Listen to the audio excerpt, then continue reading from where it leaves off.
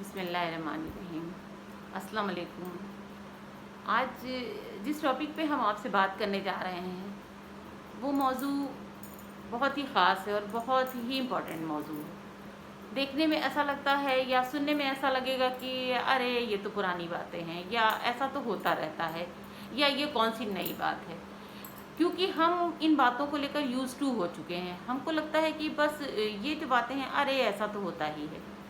लेकिन ये कहने में और महसूस करने में और अपने ऊपर उन चीज़ों को आजमाने में, और जब वो फीलिंग इंसान को करनी पड़ती है या उस पर वो वक्त आता है, वो चीज़ें उसको बर्दाश्त करनी पड़ती हैं या वो चीज़ें उसके सामने उसकी आंखें देख रही होती हैं या माहौल में वो चीज़ें बर्दाश्त कर रहा होता है इंसान, तो वो बहुत तकलीफ़देह होता है। लेकिन हम आप उसको एक बहुत आम से अल्फाजों में कह देते हैं, अरे ये तो ज़माने की आदत है या यही आजकल ज़माना हो गया है या ज़माने में तो ऐसा होता रहता है। तो ये जो चीज़ें हम कह देते हैं ये इतनी आसान नहीं होती। इसलिए आसान नहीं होती क्योंकि हम जो बातें कह रहे होते हैं, क्योंकि हमने उन चीज़ों को फ़ील किया होता है,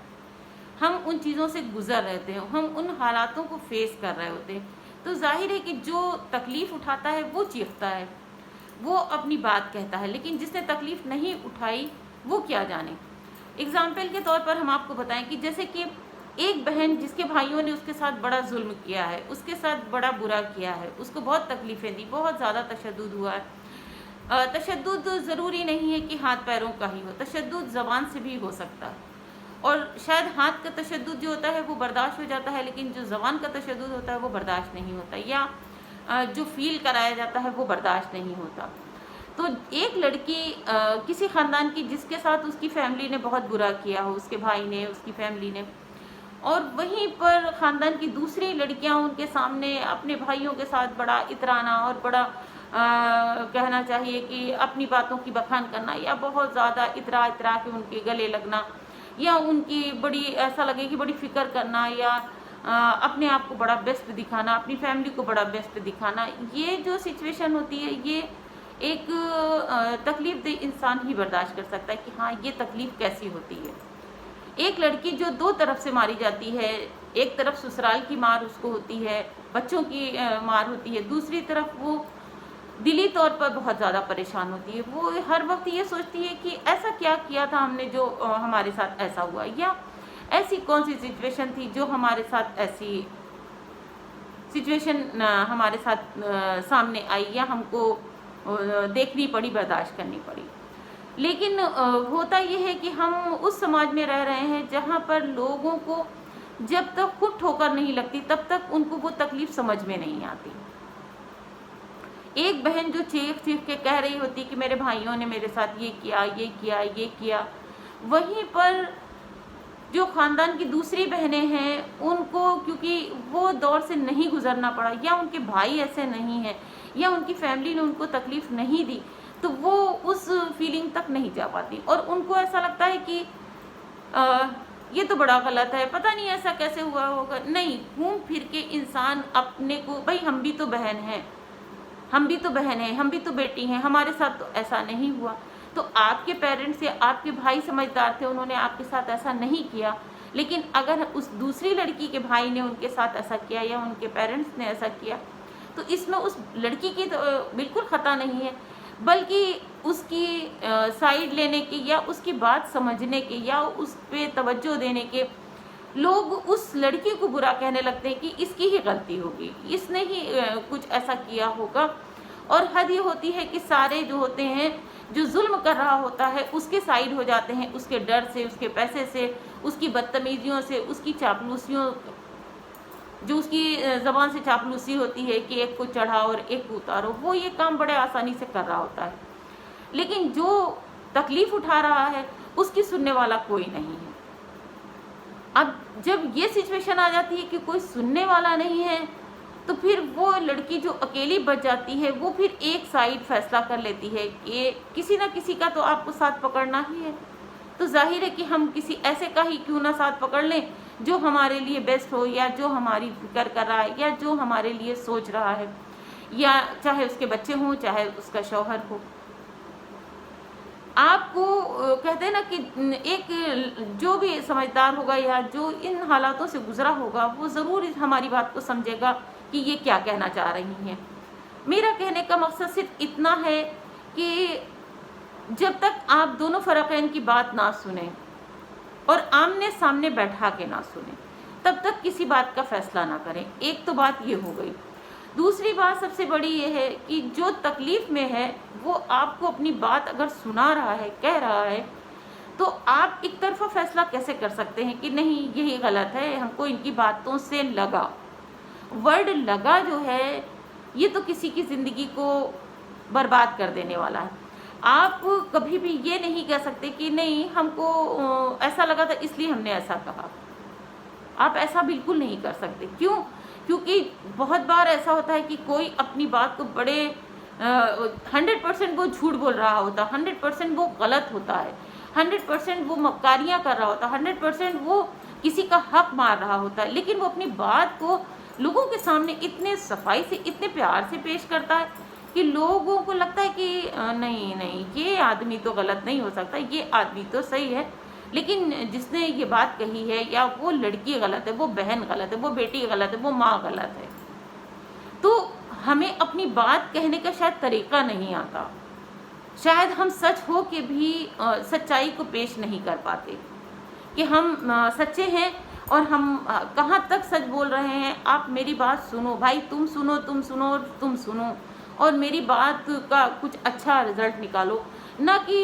وہاں پر تم نے ایک کی بات سنی، نہیں کچھ بھی تھا تم غلط، نہیں کچھ بھی تھا تم غلط۔ اسی طور پہ ہم بتاتے ہیں، جیسے کہ کسی لڑکی نے، ایک مثال ہم آپ کو دے رہے ہیں، جیسے کسی لڑکی نے اپنے میکے سے حق مانگ لیا کہ بھائی میری پریشانی ہے یا ہمارا بھی حق ہے، ہم کو ہمارا حق دے دو۔ سپوز اب کیا ہوا کہ خاندان کے وہ لوگ فوراً اپنے کانوں کو کھڑا کر لیتے ہیں اور ان کو یہ بات ایک دم سے کہتے ہیں نا جھکجھوڑ دیتی ہے، ایک دم ہلا دیتی ہے کہ ارے یہ کس طرح کی آواز آ گئی کہ کسی لڑکی کو، اور فلاں کی ماموں کی، خالہ یا چچا کی لڑکی کو وہ اس نے آواز اٹھائی کہ ہم کو حق دو۔ اگر آج ہم اس کا ساتھ دیتے ہیں کہ اس کو حق ملنا چاہیے، وہ 100% صحیح ہے، تو کل میری بیٹی بھی حق مانگے گی، اور میرا یہ مکان ہے، اگر اس نے حق مانگ لیا تو ہم کہاں سے حق دیں گے؟ آپ بات سمجھیے کہ لوگوں کی جو سوچ ہے، جو لوگ کسی لڑکی کا ساتھ نہیں دیتے اور گھبراتے ہیں اور یہ سوچتے ہیں کہ اگر ساتھ دے دیا تو یہ ہوگا کہ ارے اس نے مانگا ہے اور کل ہمیں دینا پڑا تو بڑا مسئلہ ہو جائے گا، تو کیوں نہ ہم اس لڑکے کو سپورٹ کریں جس نے آج تک اپنے، جیسے کہ ایک زمانہ جاہلیت کا تھا، آج اس سے بڑا جاہلیت کا زمانہ ہے، ہم سب کو نہیں کہیں گے لیکن زیادہ تر یہ ہے، جہاں بہن کو حق دینے کی بات آئی وہاں پوری فیملی میکے کی تکلیف میں آ جاتی ہے، ایک ٹینشن بھرا ماحول۔ وہی بیٹی جو گھر آ رہی تھی اس کو سلام دعا ہوتی تھی، اس کا استقبال ہوتا تھا، اس کی بات سنی اور سمجھی جاتی تھی، جیسے ہی اس نے ایک ورڈ استعمال کیا کہ ہم کو حق چاہیے یا آپ ہمارا حق دے دیں، آپ نے جیسے ہی یہ الفاظ استعمال کیا، چاہے وہ آپ کے ماں باپ ہوں یا آپ کے بھائی ہوں، بھاوج ہوں یا کوئی بھی رشتہ دار ہوں، یہ فوراً ایک ریئیکٹ کرتے ہیں اور ایکشن میں آ جاتے ہیں کہ یہ کیسے ہو سکتا ہے، یہ تو نہیں ہو سکتا کہ ہم ان کو ان کا حق دے دیں۔ اگر ایک لڑکی کی آواز دبا دی جائے گی تو کل دوسری لڑکی ہمت نہیں کرے گی۔ ایک بھائی اگر اپنی بہن کو چھوڑ دے گا تو کل دوسری بہنوں کو کان ہوں گے کہ نہیں، ارے بھیا اگر ہم حق مانگیں گے تو ہمارا تو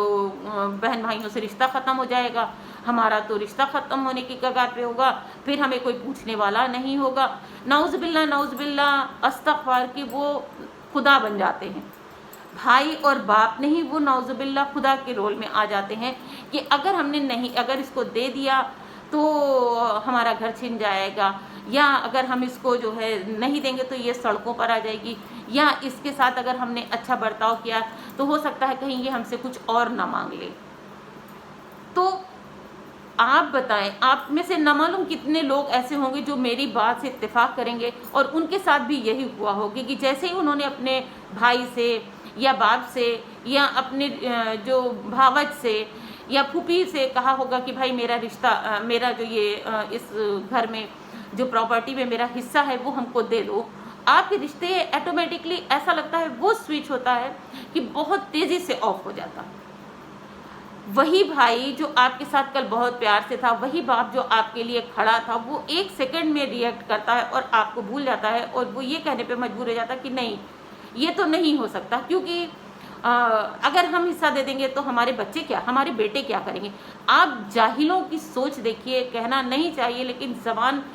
کہنے پہ مجبور ہے، کیونکہ میرے سامنے بہت سارے حالات ایسے ہیں جو اس بات کو کہنے پہ مجبور ہیں کہ انسان یہ نہیں سوچتا کہ بیٹا تو خود کما کے اپنے پیر پہ کھڑا ہو سکتا ہے، بیٹے کو تو اللہ تعالیٰ نے اتنی آزادی چھوٹ دی ہے کہ وہ کما بھی سکتا ہے، اپنی زندگی بنا بھی سکتا ہے، اور وہ کسی کا کہنا چاہیے تابع نہیں ہے۔ لیکن ایک لڑکی جو کسی کے گھر میں رہ رہی ہے، ایک بیٹی، ایک بہن یا ایک بھتیجی جو کسی کے گھر میں رہ رہی، دوسرے کے تابع ہے، اور اس کے ہی رحم و کرم پر ہے کہ اگر شوہر اس کو 10 روپے نہ دے تو اس کے پاس 10 روپے نہیں ہوں گے،